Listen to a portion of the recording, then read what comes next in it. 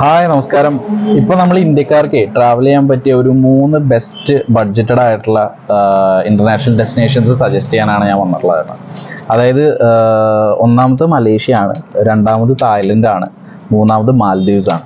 ഈ 3 ഡെസ്റ്റിനേഷനുള്ള പ്രത്യേകത എന്താണെന്ന് വെച്ച് കഴിഞ്ഞാൽ ഈ 3 ഡെസ്റ്റിനേഷനും വിസ ഫ്രീ എൻട്രി ആണ്.